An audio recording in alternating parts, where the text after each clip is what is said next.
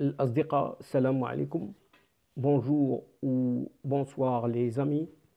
J'espère que vous allez bien et bienvenue sur votre chaîne Bled Magharibia qui attend comme toujours vos encouragements en la partageant auprès de vos connaissances et autour de vous.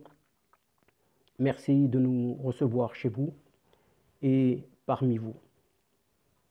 Cette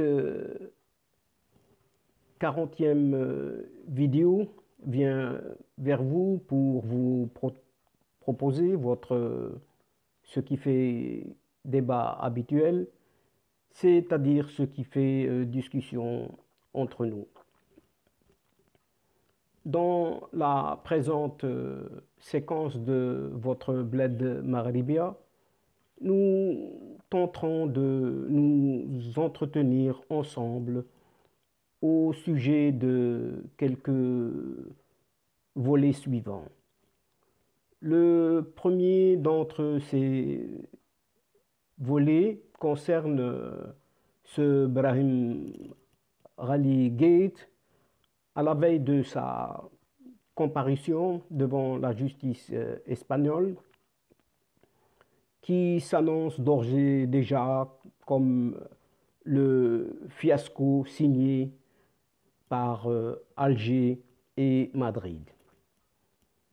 Nous entamerons ensuite dans un deuxième point de cette séquence où il sera question du chômage qui touche cette Algérie en ce moment complètement moribonde, où près d'1 million de nouveaux chômeurs se sont engrangés depuis février dernier. Et enfin, nous terminerons par un troisième point de cette vidéo, qui est le volet relatif à la déclaration de Josep Piqué, cet ancien ministre espagnol des Affaires étrangères qui défend la position du Maroc. Donc, commençons donc par ce premier point relatif à Brahim Ghali. À la veille, juste à la veille de sa comparution devant la justice, et dont le récit présage d'ores et déjà un fiasco prémédité et signé surtout en toute complicité par le régime des vieux caporaux d'Alger avec le gouvernement de coalition de gauche à Madrid. En effet, la comparution actée de ce pseudo-chef du Polisario devant la justice espagnole, donc demain, c'est tout près, c'est dans quelques heures, demain mardi 1er juin, signe l'échec pur et simple d'une stratégie d'évitement adaptée par le front séparatiste et surtout adapté par les soutiens algéro-hispaniques. Et ici, nous venons avec cette modeste vidéo, donc voici quelque peu le scénario des événements qui ont au final donné raison au Maroc, même si la confiance de Rabat envers son voisin du Nord est largement entamé. En effet, Brahim Ghali, alias Mohamed Ben Batouche, sera finalement entendu par la justice espagnole, ce qui est désormais une évidence.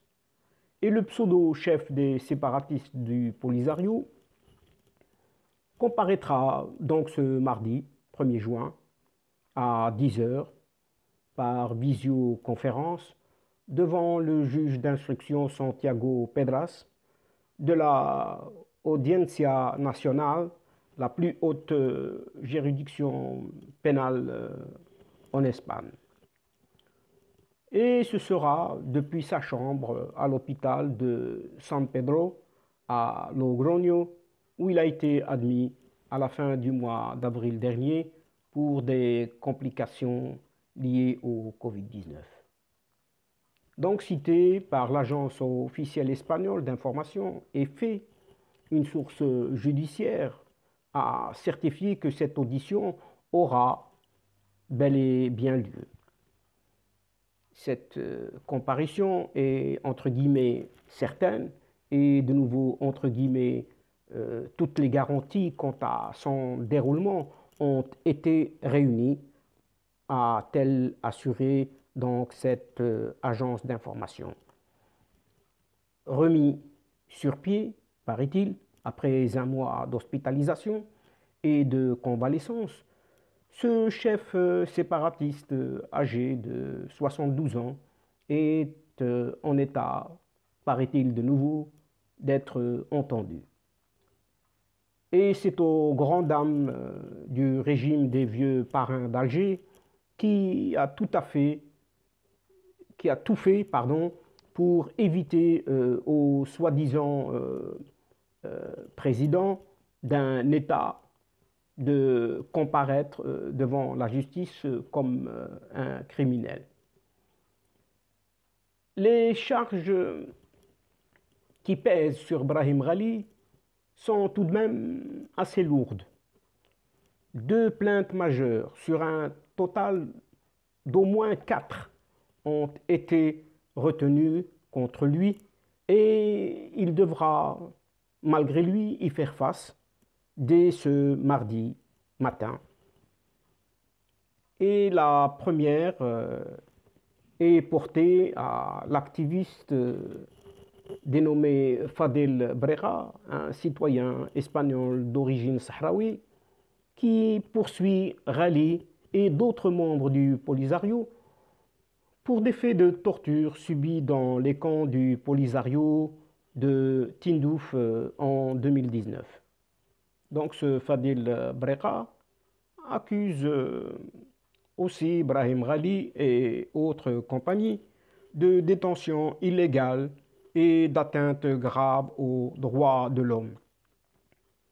La seconde plainte émane de l'association sahraoui pour la défense des droits de l'homme, ASADE, et Brahim Ghali y est accusé de génocide, de meurtre, de terrorisme, de torture et de disparition, entre autres, avec comme marqueur l'assassinat de près de 300 ressortissants espagnols, dont des pêcheurs au large des îles Canaries. Et la réouverture de ce dernier dossier est d'autant plus importante que l'enquête enclenchée depuis 2008 avait failli être classée en 2020 en raison de l'absence de réponse de l'Algérie, qui accueille et protège les dirigeants du Polisario à des convocations formulées 3 ans plus tôt par la justice espagnole. Au mépris de la loi et à elle seule, cette comparution donc du séparatiste en chef est vécue comme une humiliation par la direction du Polisario et surtout par son tuteur algérien. Admis dans le secret le plus total sur le sol espagnol sous une fausse identité, celle d'un citoyen algérien dénommé Mohamed Ben Batouche, Brahim Ghali devait en sortir sans coup férir une fois remis de sa maladie. Mais dans l'illégalité la plus absolue et dans des circonstances dignes d'un mauvais polar qui a vu les autorités espagnoles se rendre complices d'une junte militaire algérienne habitué aux pratiques mafieuses pour arriver à ses fins. Le tout au mépris de l'état de droit et des droits de l'homme dont se réclame la démocratie européenne, qui l'Espagne et voici comment Pedro Sánchez, chef du gouvernement espagnol, a utilisé malicieusement Josep Borrell, ce haut représentant européen, pour jouer ou déjouer la carte de l'Union européenne contre le Maroc. Et la direction du Polisario, avec le régime algérien, par la voix de son agence de presse, ont mis plusieurs jours avant de reconnaître que ce Brahim Ghali, alias Bambatoche, se trouvait effectivement en Espagne.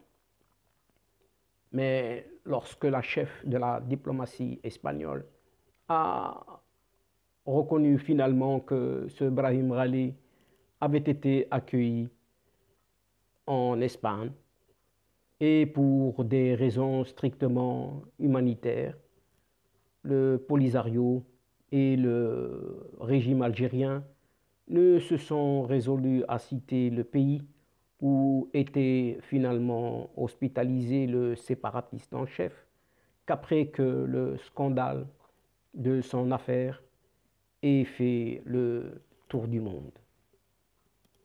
Ce qui est ici le signe de leur extrême gêne et de leur impréparation totale à un scénario où le transfert de Ghali de l'Algérie vers l'Espagne aurait été complètement éventé. Et il y a pire encore que la révélation d'une opération supposée demeurer secrète, la convocation de Brahim Ghali par la justice espagnole. Et ce Brahim Ghali avait dans un premier temps refusé de signer sa convocation devant la justice au motif qu'il devait au préalable en référer à ses supérieurs, lesquels bien évidemment résident dans un palais de la Moradia à Alger et par la voie de l'ambassade d'Alger à Madrid et à des personnes de confiance. Donc nous connaissons où il réside actuellement. Il a finalement dû céder et a fini par nommer un avocat en la personne de Manuel Ollet, spécialiste du droit pénal international et rémunéré dans cette affaire sur le dos du contribuable algérien, étant donné que ce sont les généraux, ou plutôt les caporaux aux commandes chez les voisins de l'Est que sont ce pays dirigé par ces régimes de caporaux qui vont payer quand même. Donc le petit Algérien paiera finalement la note et celle-ci promet au demeurant d'être très salée. Si Brahim Ghali a accepté de comparaître, c'est que ces mêmes caporaux ne lui ont pas laissé le choix. Entre sa première réaction de refus et la seconde, où il a déclaré consentir à se présenter devant le juge d'instruction, une délégation militaire a fait un aller-retour ce lundi 24 mai dernier, un aller-retour donc Alger-Madrid, une série de réunions avec des commandants militaires espagnols de l'état-major général de la défense ont eu lieu ce jour-là, probablement ou fort probablement pour négocier une autre, entre guillemets, sortie, soit une exfiltration de ce pseudo-chef du Polisario. Et hasard du calendrier ou suite logique d'événements tels que voulu probablement par Alger, l'arrivée de la délégation algérienne est intervenue au lendemain de la sortie médiatique du bras droit de Brahim Ghali, le dénommé Salem Lebsir. Peut-être que cela était voulu ou, une nouvelle fois, prémédité. Et ce Salem Lebsir a pourtant affirmé, sans sourciller aux médias OK Diario, que le patron du Polisario ne comparaîtra pas le mardi 1er juin 2021 devant le juge Santiago Pedras. Il quittera l'Espagne, il n'ira pas devant le juge, a ainsi affirmé ce Salem Lebsir. Mais alors, comment toujours ce Salem Lebsir, le bras droit du chef du Polisario, est-il lui-même entré en Espagne? C'est une question qui reste éminemment posée. Survenu au plus haut de la crise entre l'Espagne et le Maroc, qui dénonce un accueil illégal, ce qui est le cas d'un supposé criminel de guerre au pays, même où il est objet de plainte.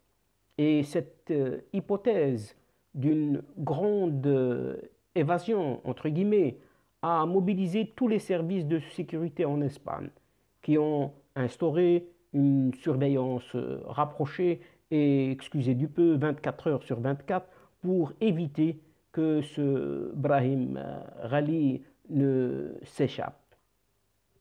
Donc, une éventuelle fuite équivaudrait à jeter de l'huile sur le feu déjà bien attisé de la crise entre le Maroc et l'Espagne à cause justement de cette affaire. Et par la voix de son ministre des Affaires étrangères, Nasser Bourita, comme de l'ambassadrice du royaume à Madrid, Karima Ben Aïch, le Maroc a été on ne peut plus clair. Toute sortie du territoire espagnol par le même procédé ayant présidé à son admission, secret, fausse identité, illégalité, ne fera qu'aggraver la situation. Ce sera alors l'escalade pure et simple de trop qui constituerait un point de rupture dans les relations entre les deux pays, à savoir l'Espagne et le Maroc. Donc les autorités espagnoles semblent vouloir l'éviter, mais sans rompre l'engagement donné au régime algérien. Et Brahim Ghali quittera l'Espagne après sa rémission sans être inquiété, on en doute.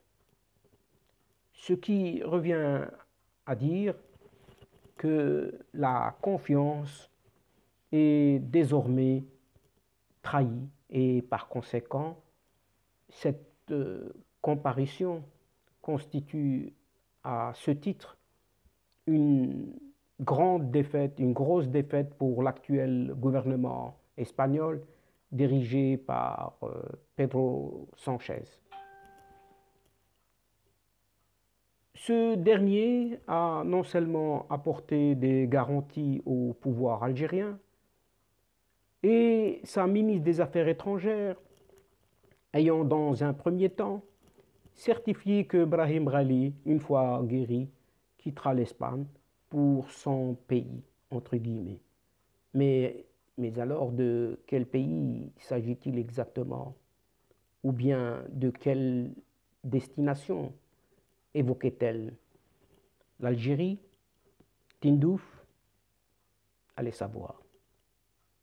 Alors que cette Arantxa González Laya Ne doutez pas du degré d'incompétence des services de renseignement algériens eux-mêmes qui n'ont pas su garder secrète cette opération.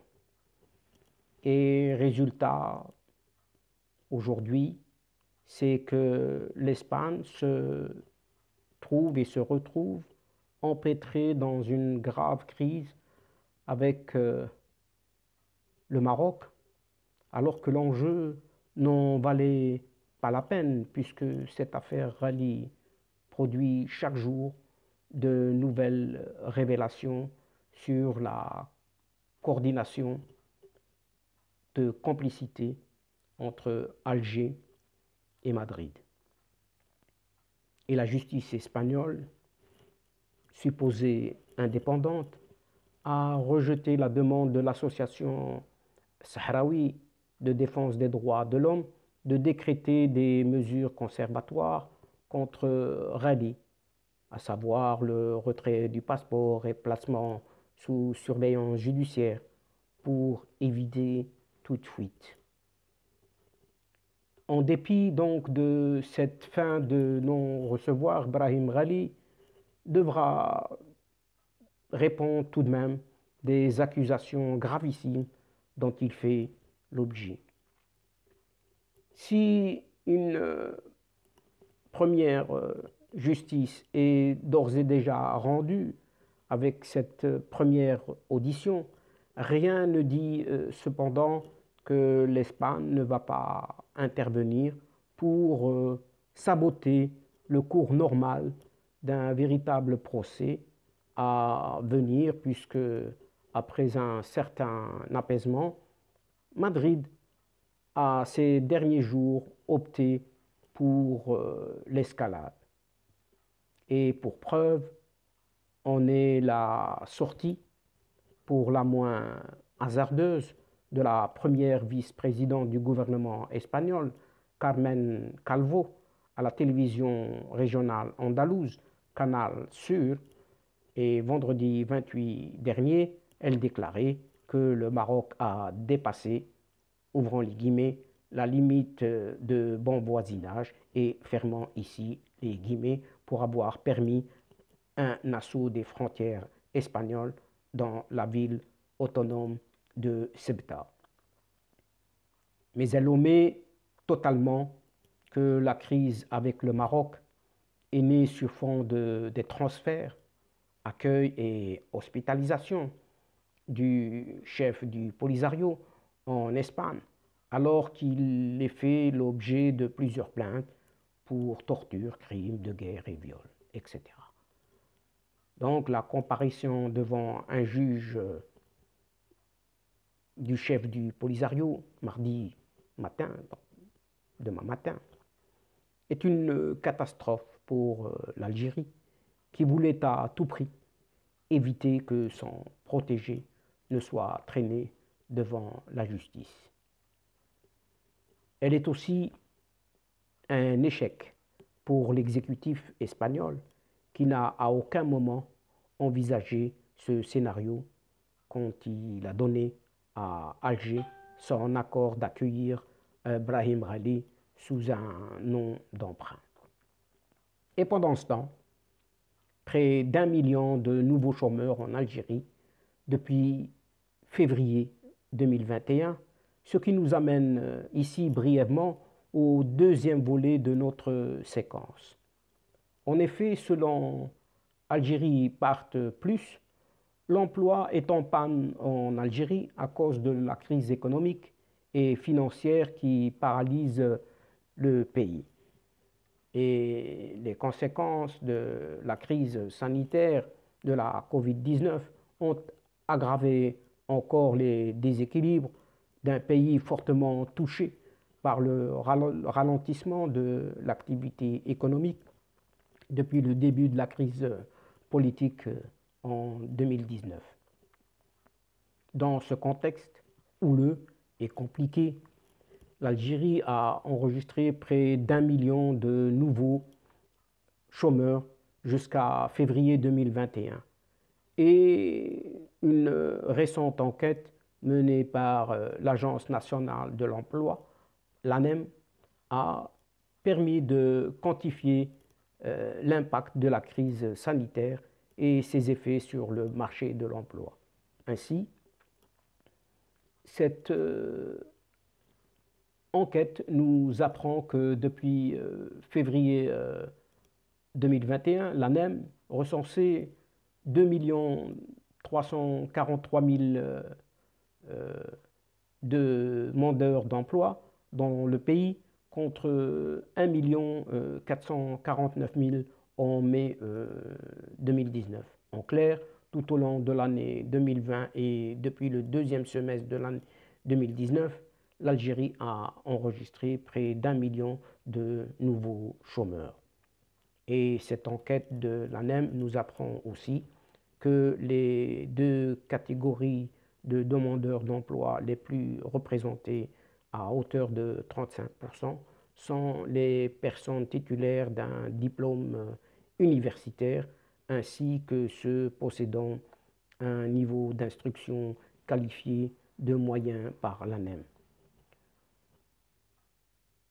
De manière globale, la situation du marché de l'emploi en Algérie apparaît bel et bien critique, à en croire plusieurs études et enquêtes spécialisées, comme l'affirme également le dernier rapport de la Banque mondiale, d'après lequel l'Algérie présente le 13e plus faible taux d'emploi, à savoir 37% au monde, selon l'institution financière.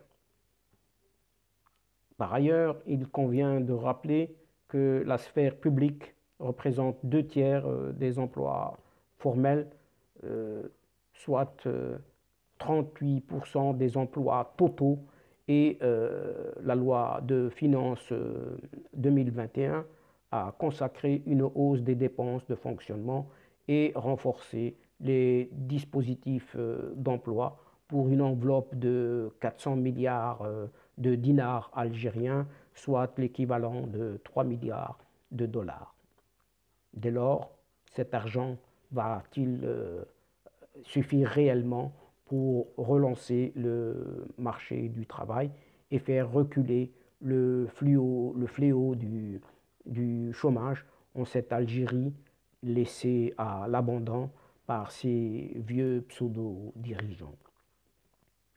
Et enfin, nous terminons ici par ce troisième point relatif à la déclaration de Josep Piqué, cet ancien ministre espagnol des Affaires étrangères, qui a affirmé que l'accueil du leader du Polisario, Brahim Ghali, sous une fausse identité est une erreur que l'Espagne doit rectifier au plus vite. Et la décision d'Espagne a sans aucun doute été une erreur qui doit être rectifiée au plus vite, a déclaré Josep Piqué dans une tribune publiée par Politica Exterior. L'ancien chef de la diplomatie espagnole a fait observer que cette attitude s'est ajoutée à la position publique et provocatrice de l'un des partis de la coalition gouvernementale espagnole sur la question du Sahara marocain.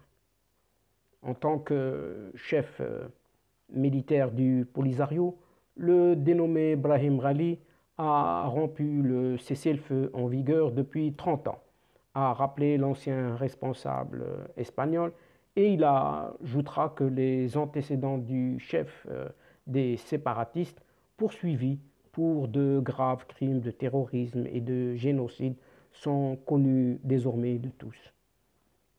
Et dans un autre registre, Josep Piqué a parlé du rôle que joue le Maroc sur la scène internationale et de ses succès diplomatiques sur le continent africain.